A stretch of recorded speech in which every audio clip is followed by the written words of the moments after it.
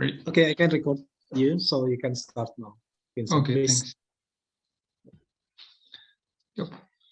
Can you all see the screen? Yeah. Yeah, I can see your screen. Okay, perfect. Good. Hi everyone. Thanks for joining. So this second lecture. I'm really happy to see you again and to continue to build on this previous lecture, to go deeper in the understanding of agriculture modernization and how farmers experience it today. Farm families' responses, so the novelties for autonomy they produce, and finally, to understand better the UNDROP, so the United Nations Declaration on the Rights of Peasants and Other People Working in Rural Areas, which is a human rights tool to protect this nourishing inventiveness or problem-solving creativity. And that would be the final point of this presentation today. So first, I would like to go deeper with you in the understanding of agriculture modernization. And I suggest there are three ways to understand it. First, we can understand agriculture modernization as a project, a normative discourse on the future spread by governmental organizations that defined a pressing problem, feeding Europe. Current situation was defined as problematic. Continuity was neither allowed nor moral. This normative discourse provides also the solution, the achievement of modernized agriculture. So the structural development of agriculture, both in terms of scale, so objects of labor, hectares, animals per labor unit, and in terms of intensity, gross output per object of labor, liter per cow, tons per hectare. So the central issue becomes then managing science for technical progress.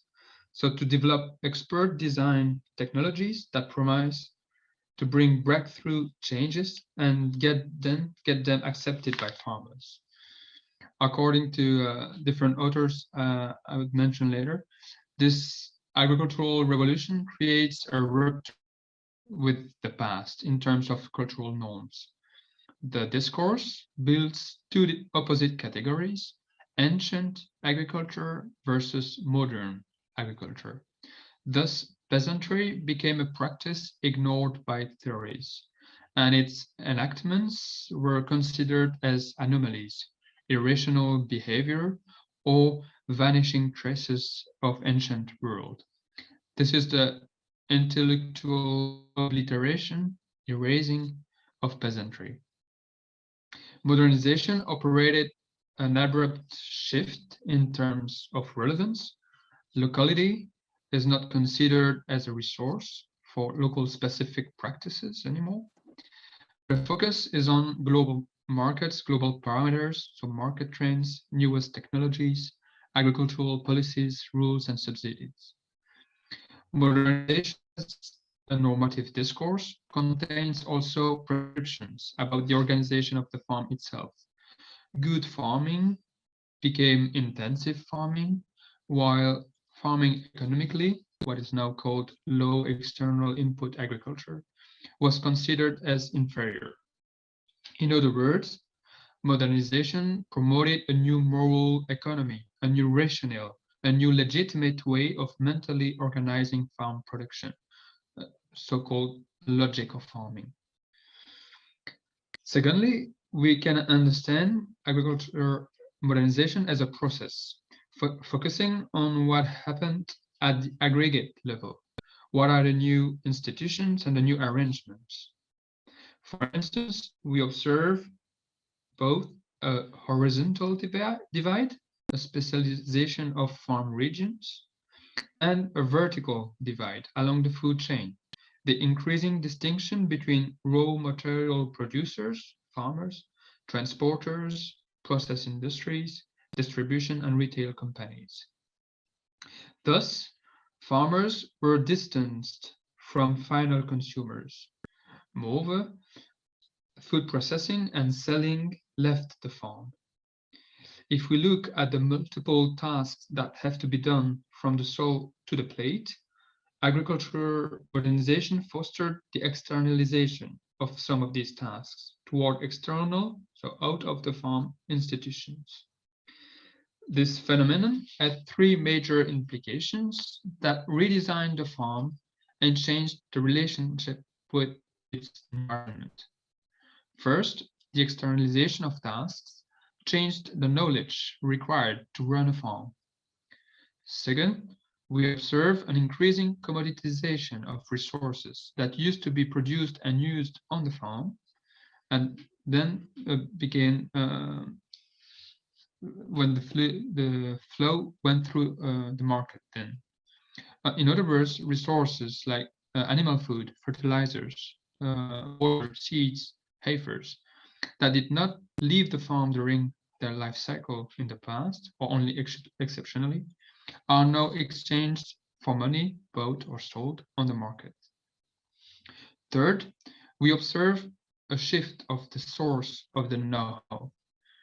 As entire segments of the labor process left the farm, the farmers had to learn the codes, the directions for use, if you want, of technologies from the vendors or the industries, and to comply with the prescriptions and the standards of food processing industries.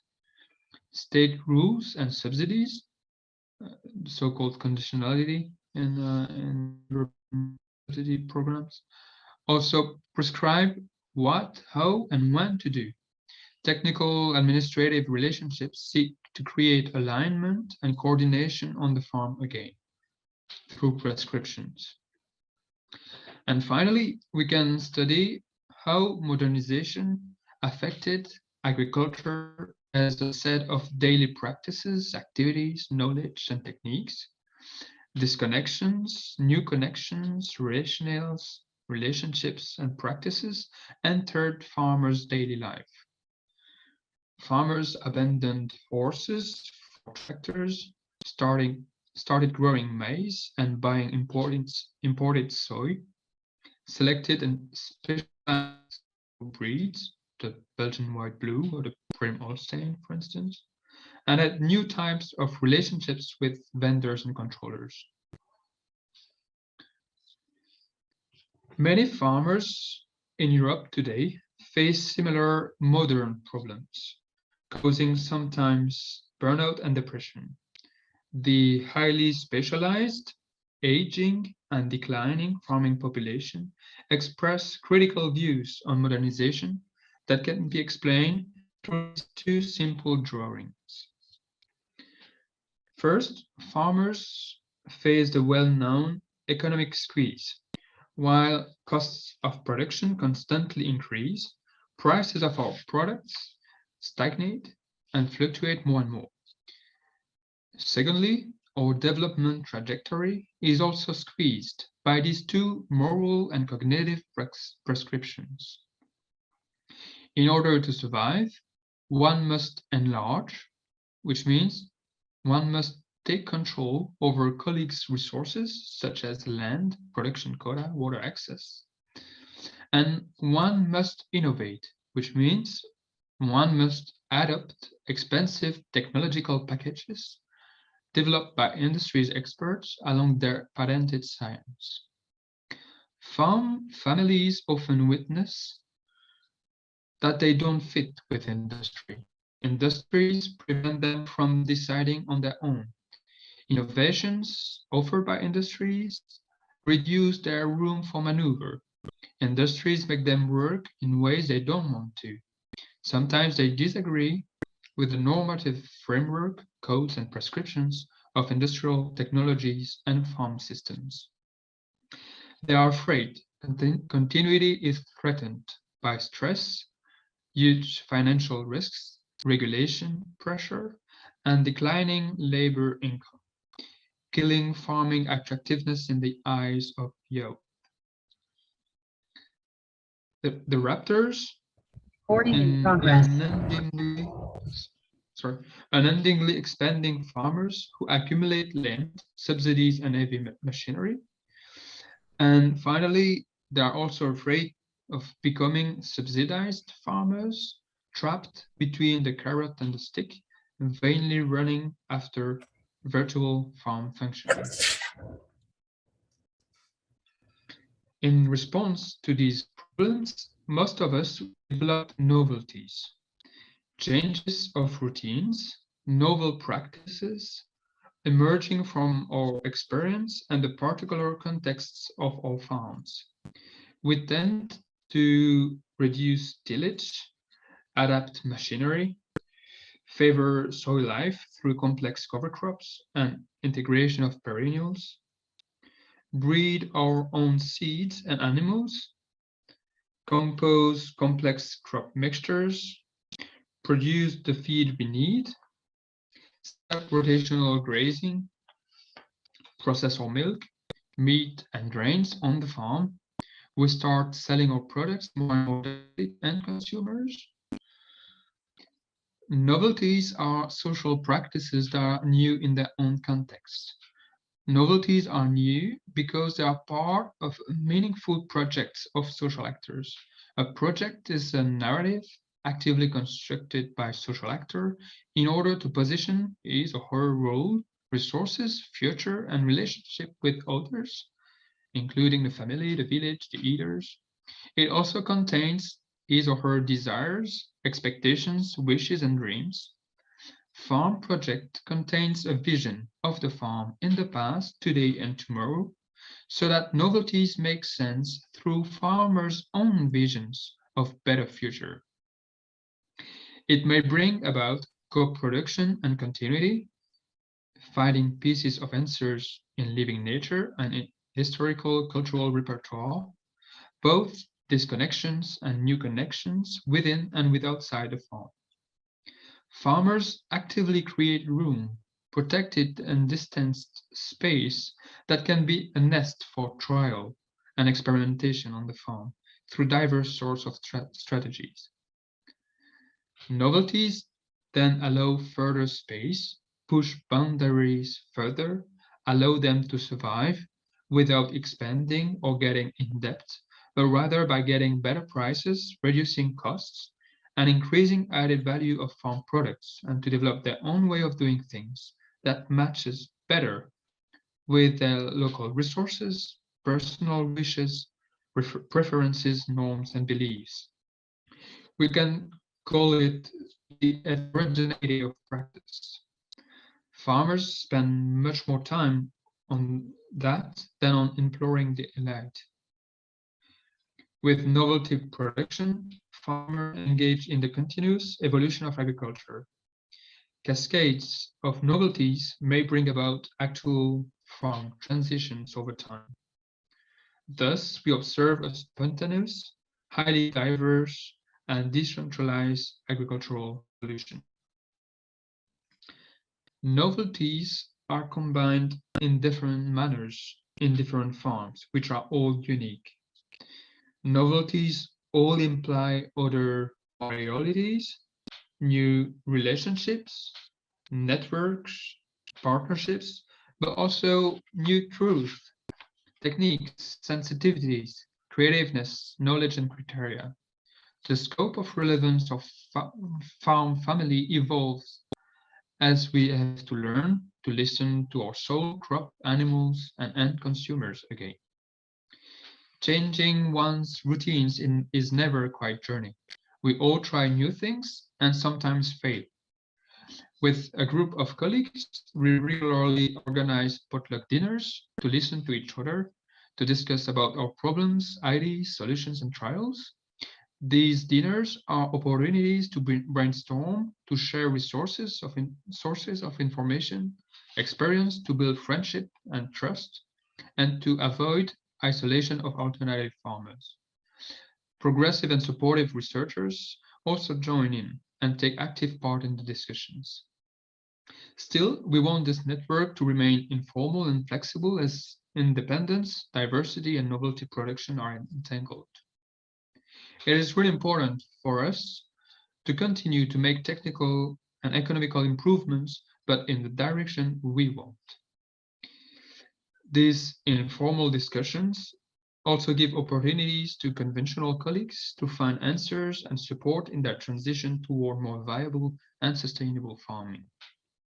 However, I would like to stress that experimenting also means substantive additional risk-taking and extra management. At their own level, these peasant families make use of their freedom to start to build the society they want through the multiple family project. These alternative projects seek to create diverse new realities and relationships.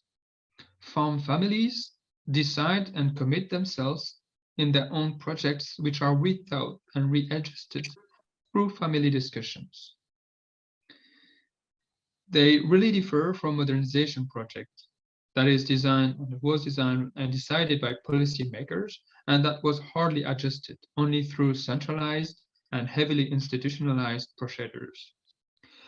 While agricultural organization, its science, agro-industries, cattle competitions, and subsidy program bring desirable future anymore, even no future at all. Farm families creatively respond to interstices, regime failures, with a multitude of novelties, new projects, relationships, and bridges with all spaces, including by creating new commons, such as nested markets and spaces where they share experience. To institutional lock-in, deadly constraints, and powerless rule makers, they answer with heterogeneous and multiple logics. Peasantries are multitude. They master the art of not being governed, as Van der Ploeg says. They build new relationships between spaces, while they also keep distance from other spaces. They move the boundaries of farming and construct new materialities according to their own particular rationale, where signals from living nature, societal wishes, and their own cultural repertoire and aspiration can all be taken into account. In their struggle for freedom, they keep moving and actually bring change by acting for more coherence between their own problems definitions and practices within farm spaces. By developing sustainable farming practices and creating rural jobs, they struggle to insert themselves in the future as legitimate and desirable part of tomorrow's society. These to the last part of this lecture. Between 2015 and 18, I took part in a working group mandated by the United Nations Human Rights Council to elaborate and negotiate the Declaration on the Rights of Peasants and other people working in rural areas. I just want to explain you how this declaration can be a good tool to protect this nourishing inventiveness. In French, we have a specific word for this, débrouillardise, which is a problem-solving creativity somehow, which is really vital for the continuity of agriculture, but for the rest of democracy as well. During this process, Indonesian peasant movements, the SPI, convinced first other organizations of La Via Campesina and then the Human Rights Council on the necessity of such a declaration based on their witnesses of right violation in spite of existing human rights tools and UN programs. Through this long process, without greater recognition of our specific rights and freedoms, which are essential to sustainable small-scale farming.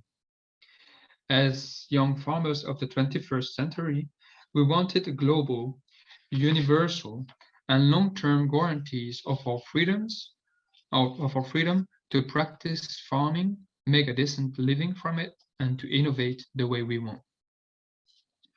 Our societies are clearly at the dawn of profound transformations. Climate change, the depletion of natural resources and fossil fuels, demographics, and growing social inequalities are all sources of uncertainty, while international and national political balances are increasingly unstable. Human rights are a precious universal reference point recognized by and all for all people. I think the time has come to include in the human rights framework our connection as human beings to Mother Earth. The spirit of freedom of the Universal Declaration of Human Rights must nowadays, without distinction of any kind, also take care of those within our societies who feed human beings and of the governance of the resources essential to this activity, land, seas, water, etc. Throughout history and on all continents, the food of peoples have been associated with inequalities of power, social injustice, oppression, enslavement, and war. Indeed, there is no free citizen on an empty stomach, and nor is there a citizen who is nourished in a healthy and sustainable manner without a free peasant. Respect for peasants is an essential prerequisite for guaranteeing the dignity and the full exercise of the civil and political rights of all people. The final version of the text was adopted by the United Nations Human Rights Council and General Assembly in 2018. This universal reference text defines a vision for the further development of law and policies. It includes 28 articles that define peasants, their rights and freedoms, but also state obligations to respect, do not violate, protect from other actors such as transnational companies, and to realize these rights through policies and programs. In short, we can distinguish two categories of articles: civil, political, and societal and social already existing rights. This definition further defines in rural settings rights of rural women on natural resources, right to safety, social security, health, education, freedom of thought, of speech, association, information, and participation. But this declaration also includes another category, can call them new rights. This declaration recognizes as human rights the right to food sovereignty, to decent income in farming, and right to means of production, right to seeds, biological diversity, land, water for food production, right to a safe environment, right to traditional knowledge and know-how. I strongly invite you to know better this text and look on the internet. There are many videos and documents explaining this declaration, especially the article published in the, here you can see on the PowerPoint, contributed somehow, and you can also find the link to the official UN library to the official text. This declaration is both a historical recognition, but also a positive framework for our generation. This beautiful text now has to be widely spread and implemented. So yeah, that's what I wanted to share with you today, and I strongly invite you to also go a bit deeper in the further in the reading through these links. I can share you with Eddie as well, and the ethnography on the Walloon context is also fully accessible, open access, and free download through the link mentioned there. So yeah, thanks again for your attention. I really strongly welcome any question, comment, or idea that you would have and want to share with us today. Thank you very much, Vincent, for your nice, wonderful, striking presentations. I think it's also very structured presentation for today.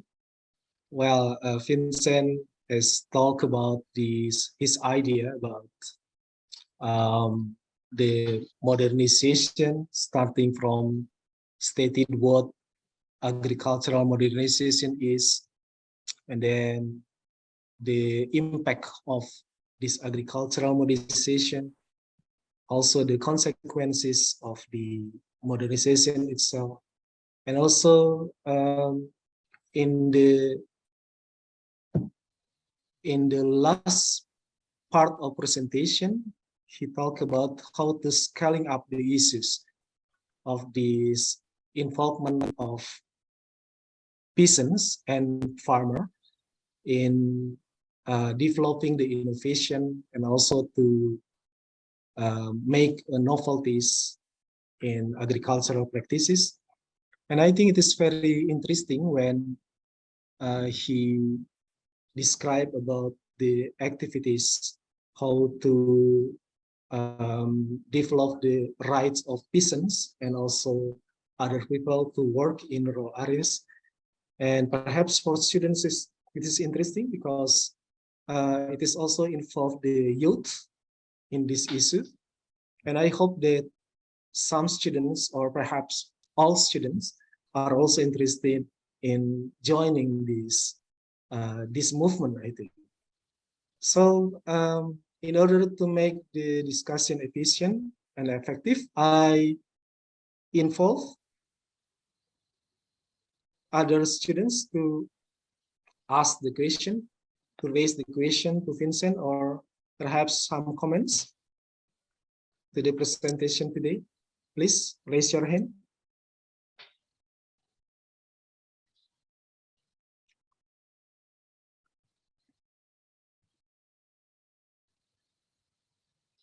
Again, I invite the students to join the discussion. There are a lot of interesting issues to discuss with Vincent.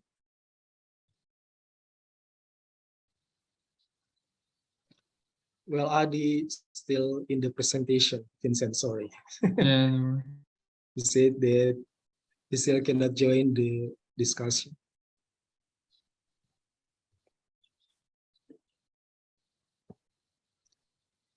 Any question from students?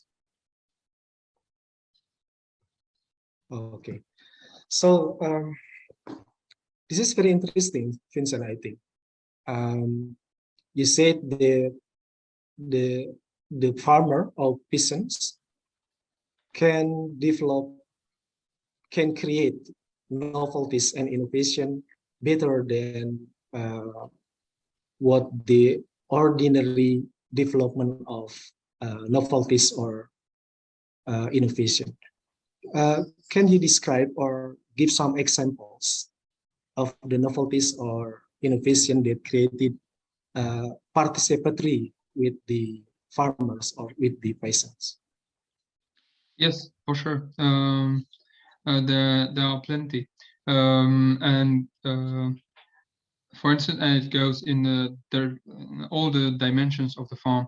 So you can see a bit here for the ethnography. I studied 50 different novelties developed in the 9 farms I was studying, and again, sometimes it is very small changes in an activity that was already there. Change the way to do it, and sometimes it's almost a true farm redesign. And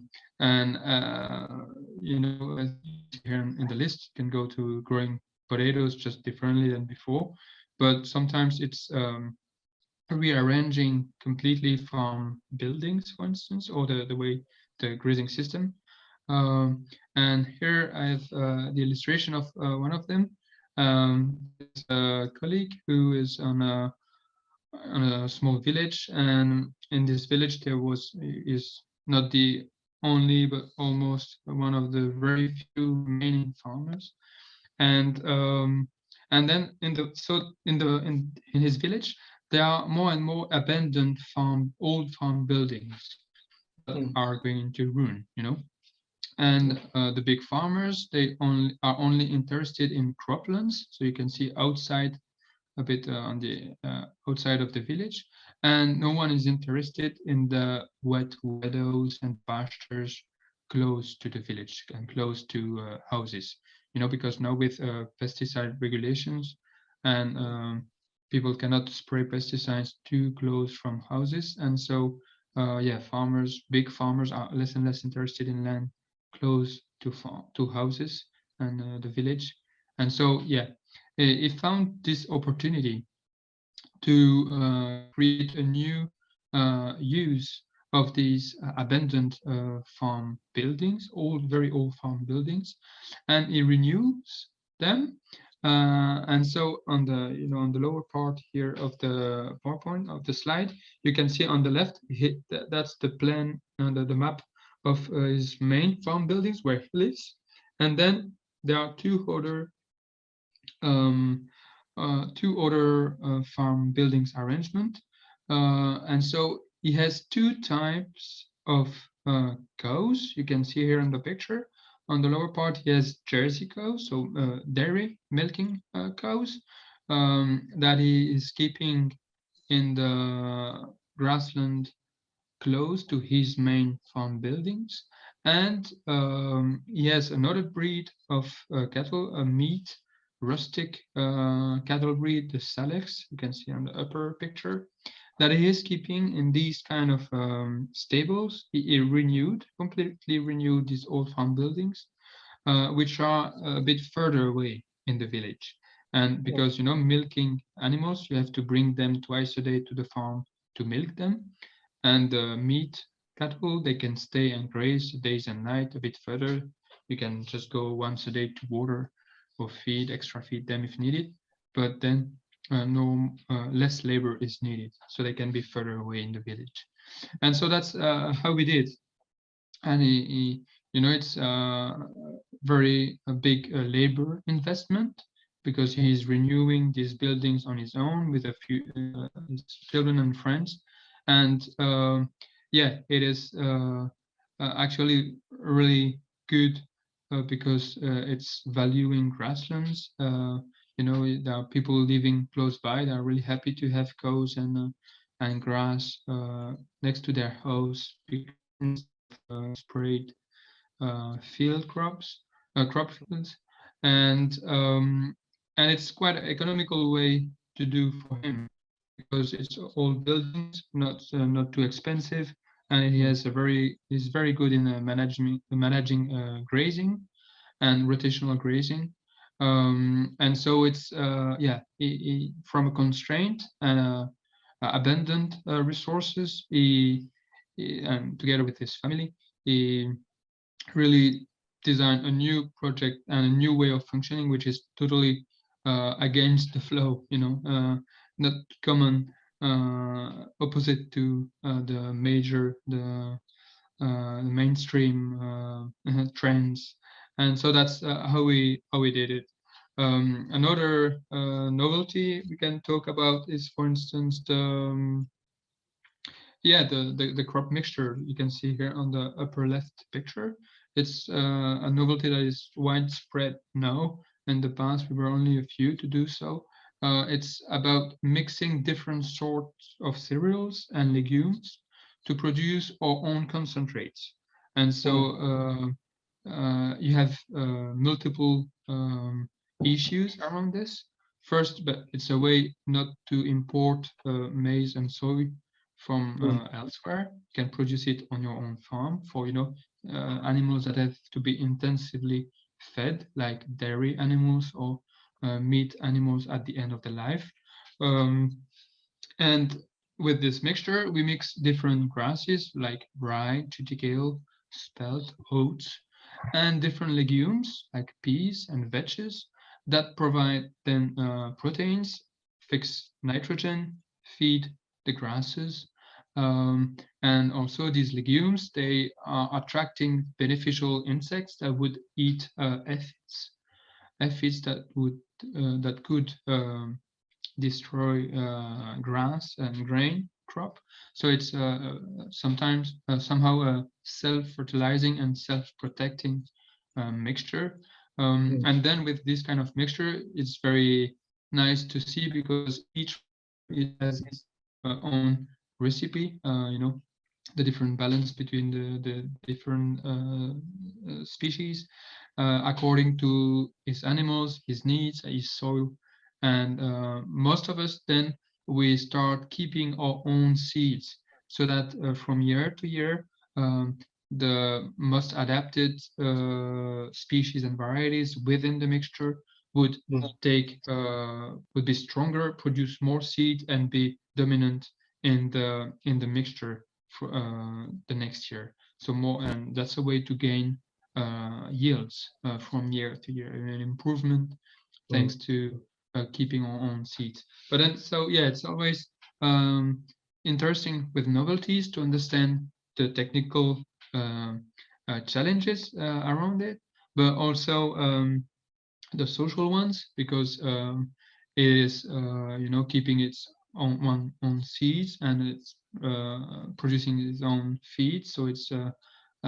really it really matches with these autonomy wishes. And also novelties, they are not always very accepted by the rest of society or regulation, because keeping our own seeds is a right we really have to fight for. Every 10 years, every decade, there is an attempt to reduce our freedom to keep our own seeds. And what is now tolerated is to keep for our own. But with this kind of mixture, sometimes we also like to exchange with other farmers, and this is officially not really allowed. And so we have to, sometimes play tricks with it, because it's a peasant logic, a very good, important, innovative dynamic, but sometimes it gets confronted with the rules and the industries supporting these rules. It's I'm looking for other novelties that I can give illustration here.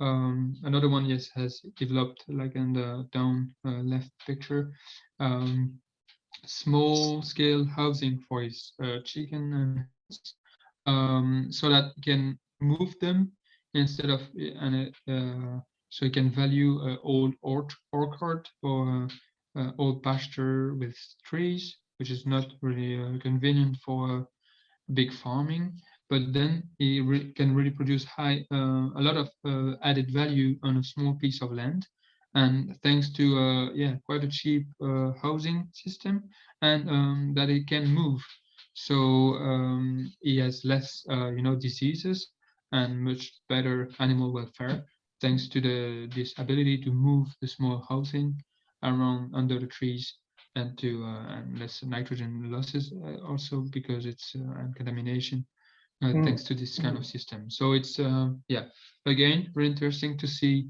the logic in terms of added value of parsimony, so the economical farming, so less inputs, etc., better added value, but also the social and environmental impacts of these kind of practices that are often very positive as well. So that's also a bit my message, and the message of the declaration as a whole is that if we want to cope with climate change and energy issues, as we mentioned in the previous lecture, in the future, it's really important to give farmers and peasant farmers this this freedom to develop the novelties, so the new farming practices around and autonomy, because they also have very positive impact for the environment.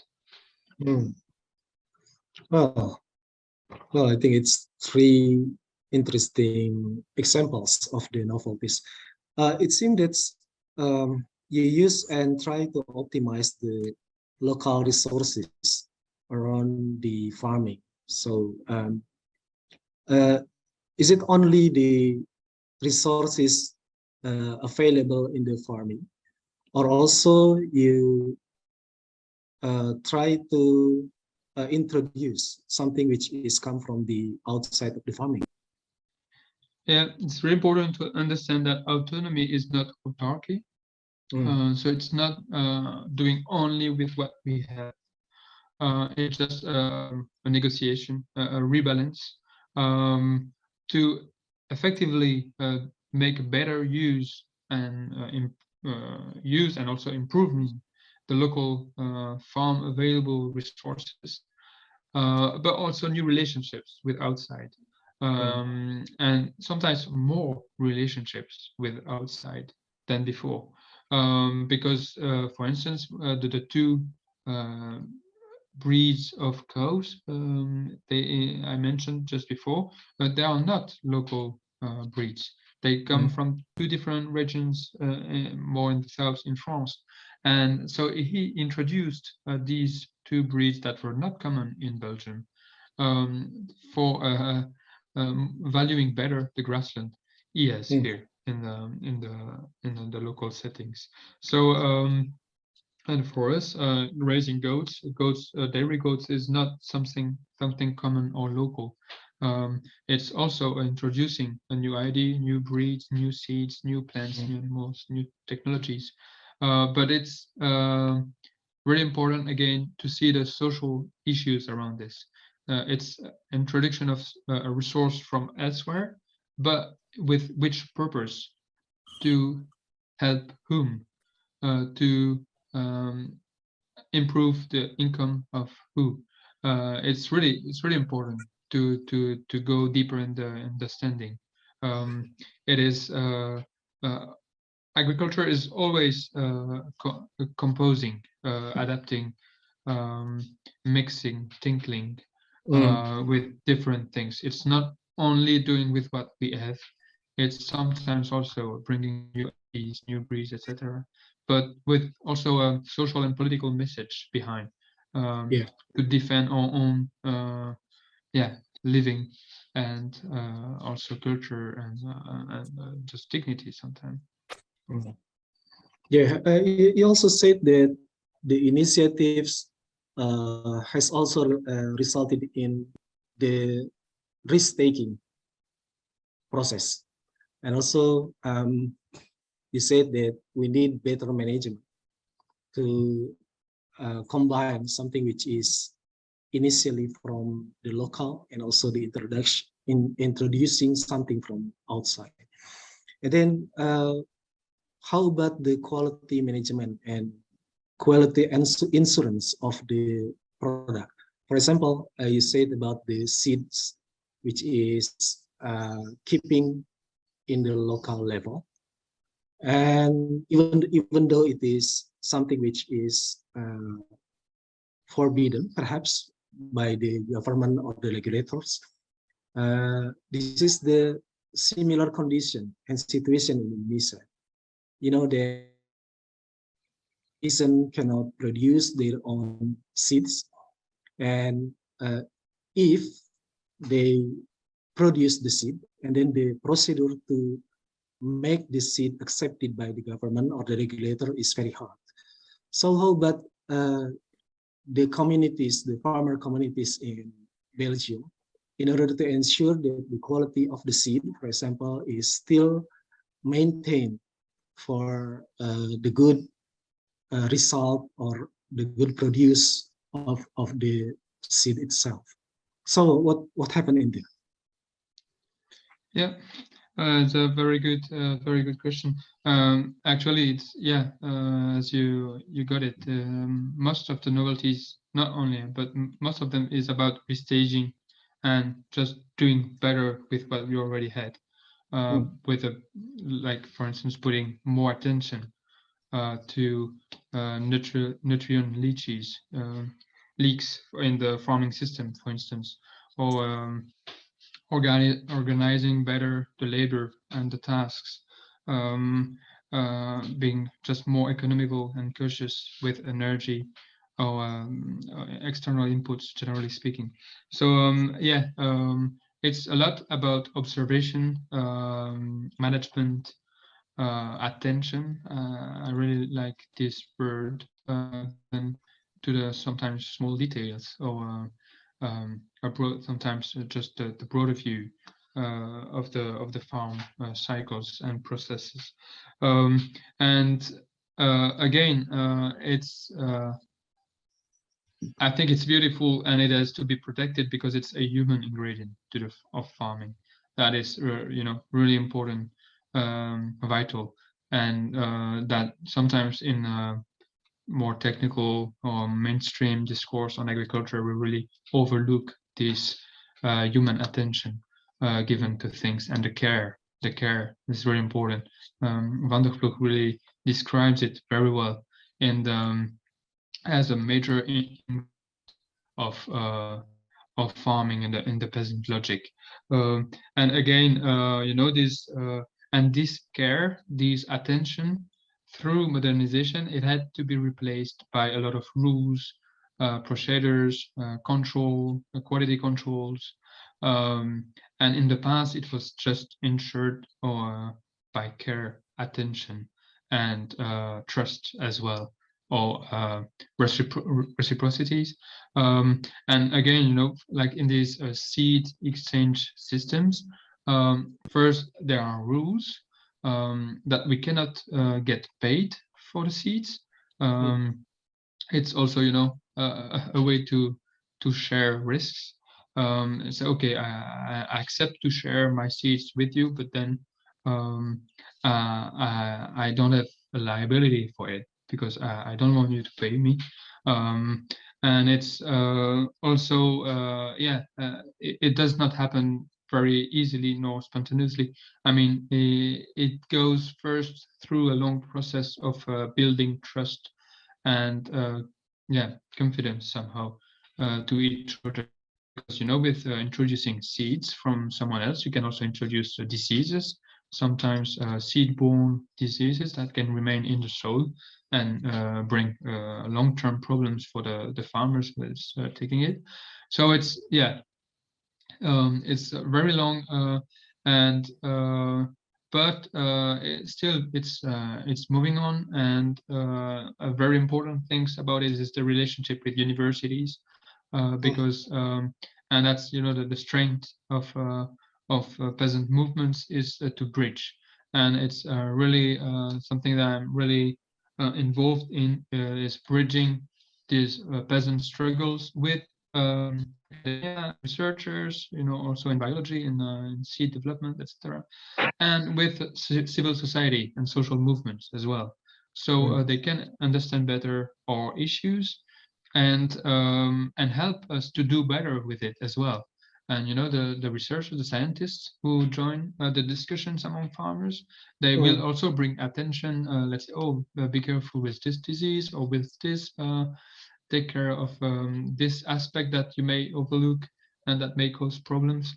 But it's really important to broaden peasant space, sociology, in sociological words, not only remaining on our own, but building true alliances, relationships with other kind of actors.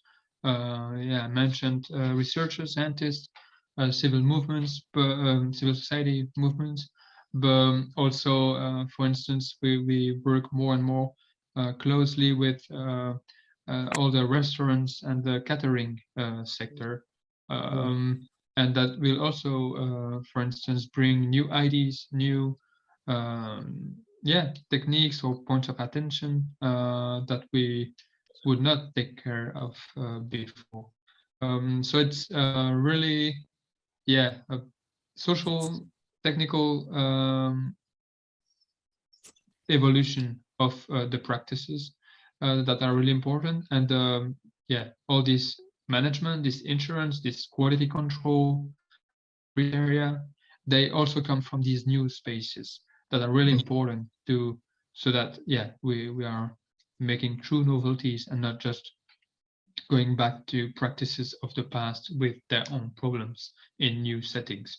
It's really important to make progress, to confront these new ideas with new relationships and ideas and views of people coming from elsewhere as well, outside farming.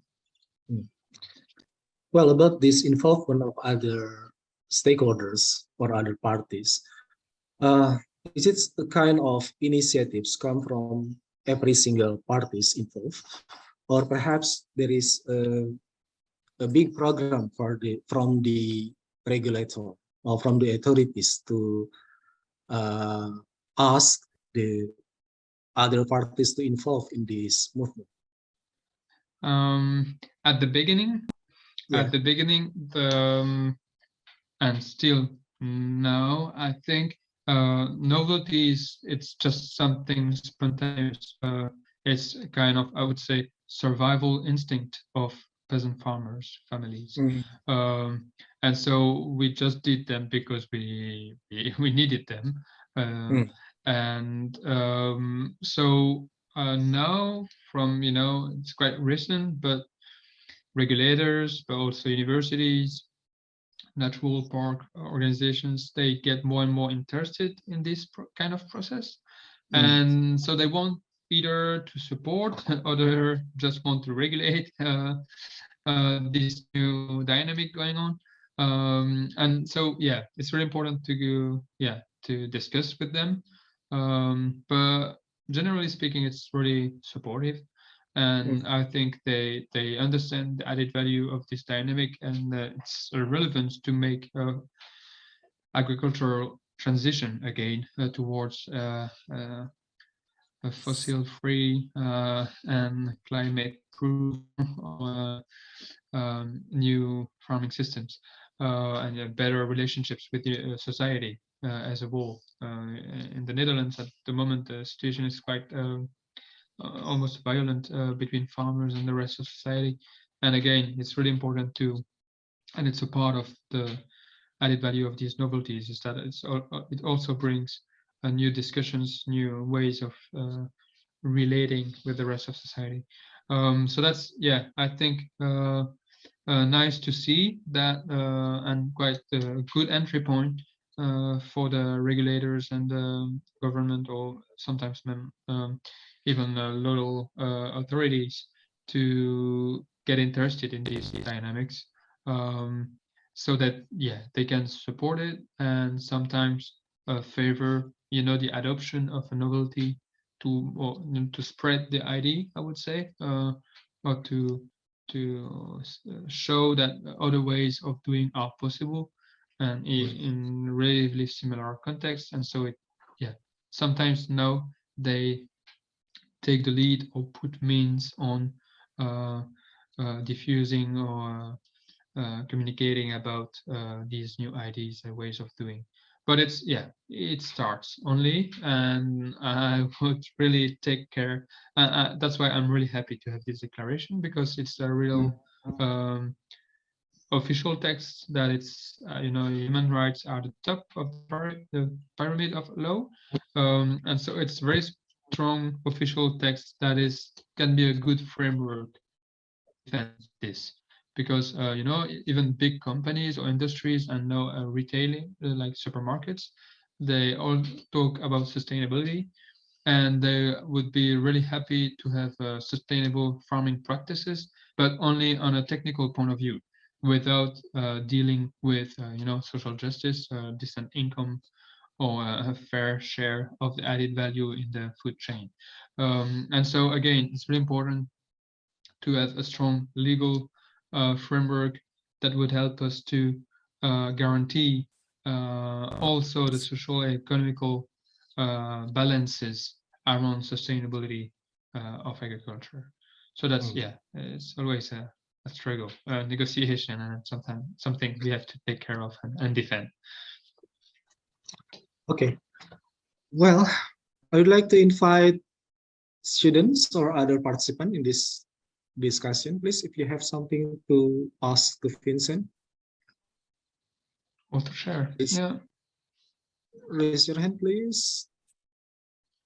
If there is something you are curious with anything that Vincent presented to us today.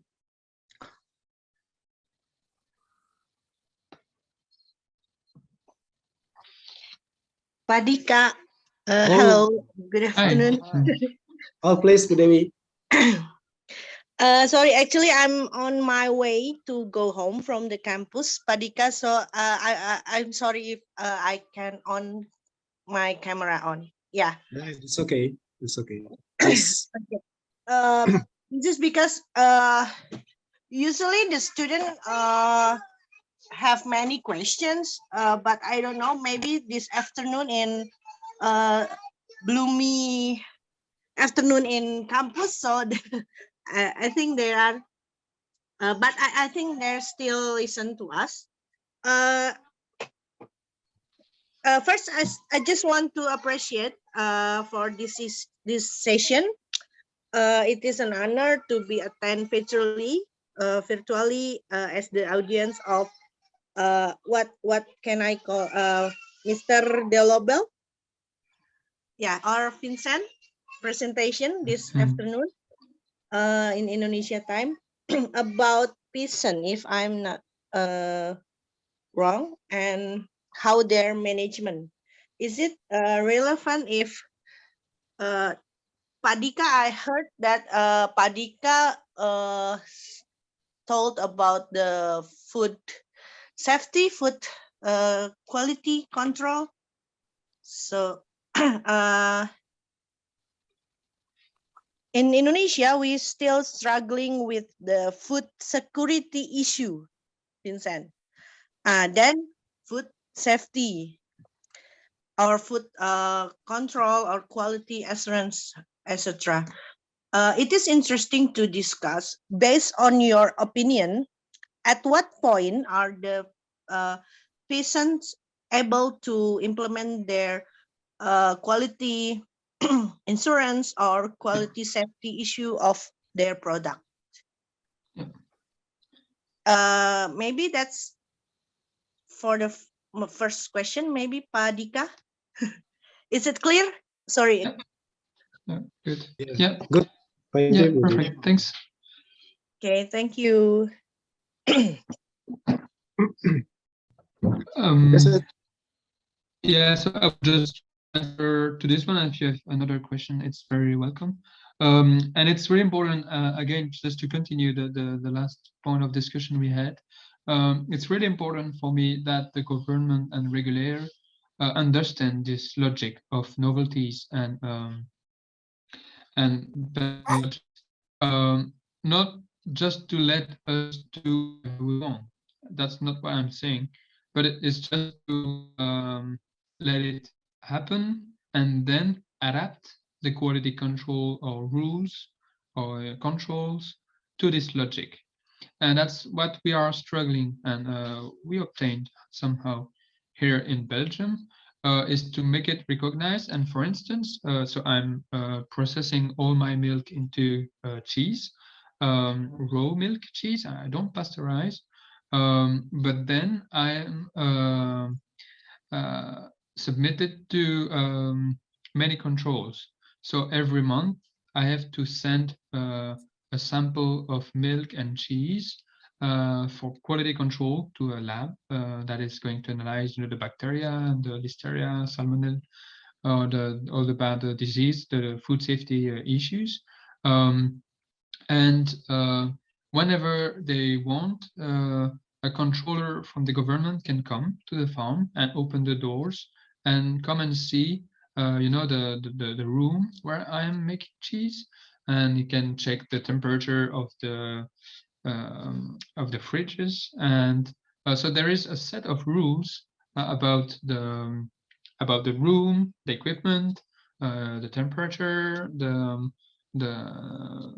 filtering of milk as well.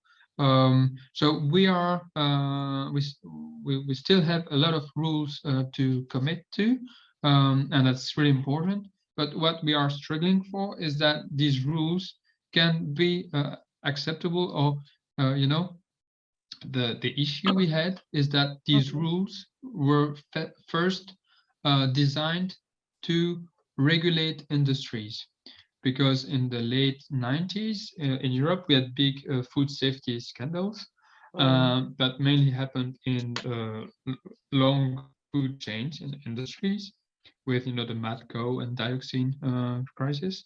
And it resulted in a set of very strict rules of controls, analysis, etc. But then these very heavy regulation system was not adapted to small scale production, or then suddenly, you know, the number of analysis that would be unaffordable for us to pay for equipment that we could never afford, because they would require very specific and very expensive technologies. And so it's a good move we achieved, but we are still struggling and defending it, is to adapt the relation to this peasant scale way of doing, you know. And it's really important that they understand the logic and that they focus on the end quality more than on the means. And it's a bit, it's a part of an article in the declaration that we should still have the, you know, the freedom of the means, and then effectively control for the safety of society, you know, the end product. So now they can control that a softer set of rules for the equipment and the buildings, etc. But still, they kept, you know, the analysis and the criteria in terms of the diseases or bacteria that could be in the cheese. So that's really important. And for the seeds, the same. So we cannot get paid for it, and there are some ways of regulation or university overseeing the process, so we are not into the wild, you know. It's really important that that this happens, but a negotiation and adaptation of the rules must happen so that it does not destroy the logic or the dynamic, and that's what was happening. Okay. Okay, so adapt the rules, and then after they're have their needs fulfilled their needs, so they can upscaling their business, I think. Yeah. Okay. Yeah, maybe Padika. That's all, I think. Okay, thank you, Bu Dewi. Yeah. Thanks. Question and question. Any other question or comments from other audience, please?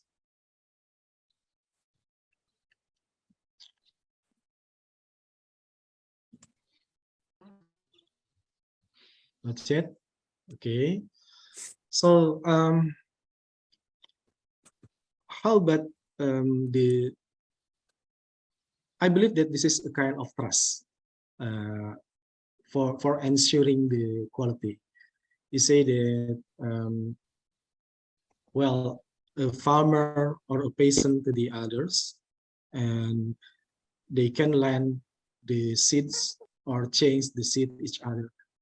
So how about the kind of social capital trust between or among the farmers or among the peasants in this community? Well, the characteristic of the community as well. You said that some youth, some young farmers, some young peasants also starting to involve in this movement. Are they kind of friends formerly, or perhaps?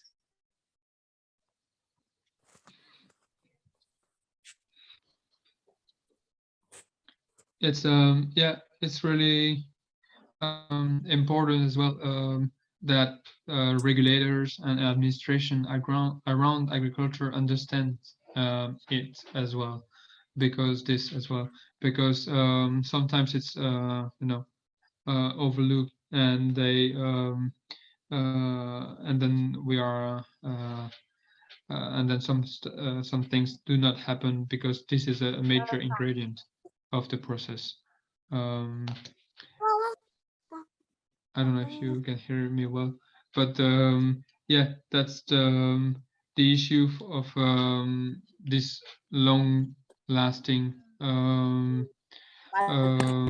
processes. For instance, the network we are building here, or the sometimes external institutions can help as well to mediate or to suggest some rules of functioning that would then help to bring trust and quality control as well. For some novelties and some processes, sometimes it happens on its own, spontaneously, and sometimes it is required that another actor, stakeholder, steps in.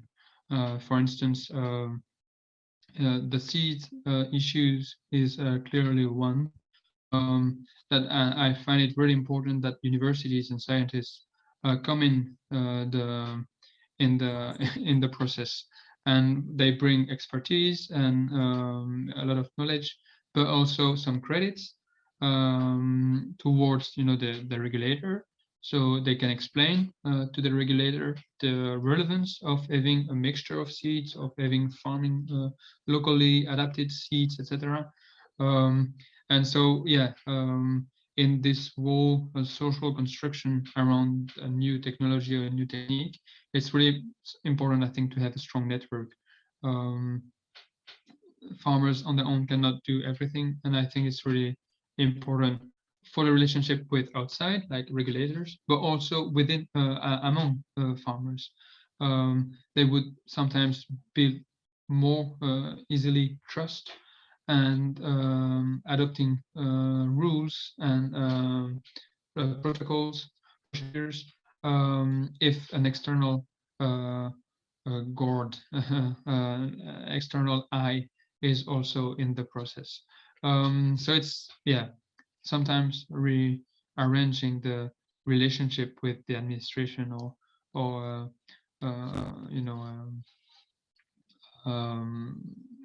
and yeah, the supportive organizations around agriculture.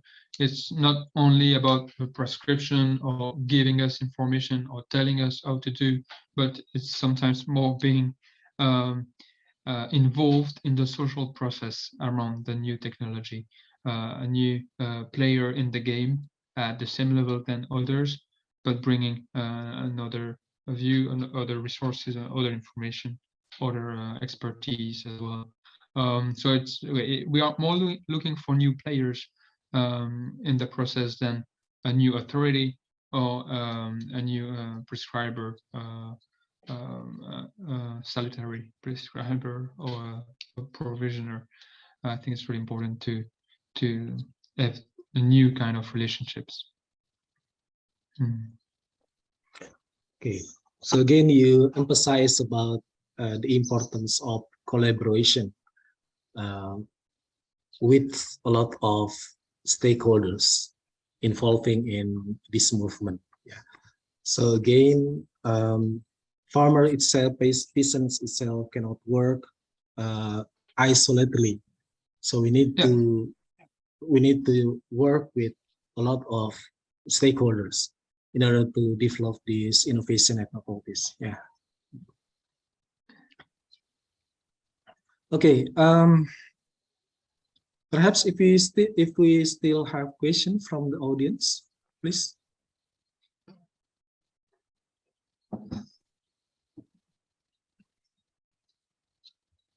Well, if still waiting for the question. So actually the students joining this discussion is those who take the course of innovation creation. The title of the course is Business and Enabling Development Program, which for this course is emphasizing in how to create the innovation, starting from the invention, and then the process of creating the innovation from the this invention. So from the invention to the innovation is actually the social process. So we need some entrepreneurship development, and then we also need the social ecological acceptance of the invention in order to make the innovation successful, implemented, and then well commercialized, and at the end it developed the social and the community or the social development. So because we are talking about the novelties and innovation, do you have some ideas or perhaps the quote unquote prescription how to develop novelties and also to develop innovation in relation to the involvement of farmer? Even though you talk about a lot talk about that, but perhaps you have some tricks or tips which can make the process of creation of innovation successful. Yeah, and the main message I would have is to just first, and it's the maybe the step we are not really trained for, and maybe we should train more students to just listen. And listen is for me the first step. Understanding their worldviews, their issues, there, and times are changing, climate change, etc. The price of energy, everything is changing very fast, and it brings a lot of pressure on farmers.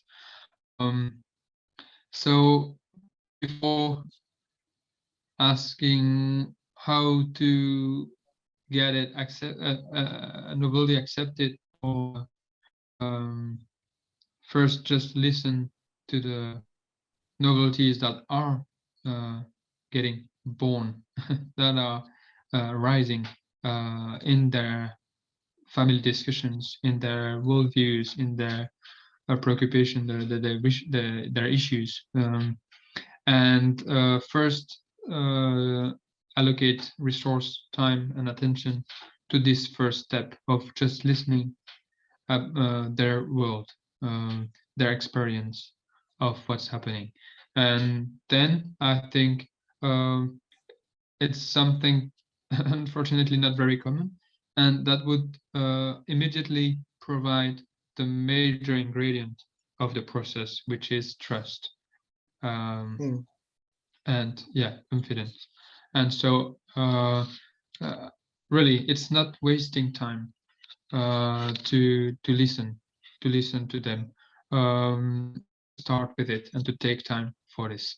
And then the rest of the process, I think, would be much easier if you have taken this first step seriously, and then yeah, quite spontaneously, I think then things will follow with the ideas of solutions or new.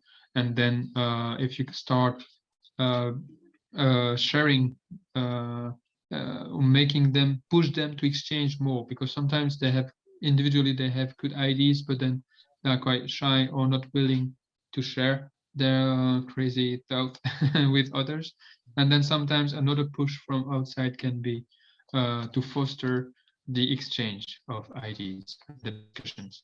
And so and to make it as friendly as possible in terms, around food, around a nice moment, a pleasant settings, not a old formal discussion or conference, but rather around a good moment they would spend together and share.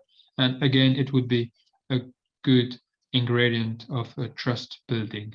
And then again, I think the process can reinforce itself with because they will go back home with ideas, and also other people ideas or suggestions, and then they will start trying things. And then this exchanging moments should be repeated, so they can then go back to the group and share what went well, what the unexpected outcomes or bad or good, and difficulties to set up, etc. And then we need this kind of repetition of um, to alternate moments where they just try at home and moments where they share with colleagues or friends. And then I think when the novelties start maturing somehow, it's really important also to have the inputs of scientists and researchers or civil society um, leaders that would then make the connection either between novelties or with technical or societal issues that we would not have thought about. And then again, it will help to mature, to refine, improve the novelty, the new practice, the new tool, the new arrangement better. And then I think it would help it to be recognized from outside stakeholders, and then it can help to make it accepted by regulators or governments or policymakers, because it will bring it more credit, and it would not just be a crazy idea of an isolated farmer, but a well thought and discussed innovation that then is positive. It's seen as positive for the rest of society and agriculture or food provisioning as a whole. And then you can get legal or regulatory changes that would accommodate and tolerate, or even sometimes promote this kind of new idea. That's a bit how I see the process going on here. And but yeah, it's just not a recipe. It's just a suggestion, an observation of what's happening here and how we try to do it. Okay, thank you, Vincent. Hmm. Well, I still give the opportunity to the audience to ask. Well, it is not. It is not. It has been more than 1.5 hours for the listening to your presentation and discussion. So I think for the last opportunity, could you please to give a close statement for your presentation today, Vincent, please? Yeah, I think it's what I just described here is experience from here, but that could, I think, be also experienced everywhere. And I would be very, very happy to continue to discuss with you all about the similar processes you can observe or take part in, because it's, yeah, I think quite new and also very vital and necessary regarding the yeah, global challenges we are going to face. So yeah, I think it's the major lessons I would say from it is to yeah, know better and spread these UNDROP, these legal human right tool that is we really have to appropriate to make it ours, and make it known to rural people, because it's a global framework that is covering this issue for all of us everywhere. And then besides defending and this common tool, it's really important to make it alive through recurrent exchanges all around the world around this novelty, all these peasant farming practices. I think it's really important to continue sharing, make it this a global family somehow, so that we know that we do exist, that each other exists, and it can make us also to defend the text and defend the rights, sometimes locally when a specific issue or right violation happen. So it's, I think, really important to continue to network around these issues and also to know better and spread this common tool we have. It was a real pleasure for me to share these two lectures with you, and I would be really happy to continue through social networks or through Hadi and others to continue the discussions with you. Thanks a lot. Okay, thank you so much, Vincent, for the presentation and discussion today. We are very happy to join for your invitation about this movement. So, and also thank you for your willingness to share your experience and also your thinking and thought about the movement. This very, and I hope that it will be very beneficial for our students here. Thank you so much again for your presentation and discussion. So we hope that we can continue to discuss in the next lectures if it is still available for you to discuss with us in the next lectures. Thank you again, Vincent. Thanks for your presence thanks. today. You're welcome. And good luck to all of you.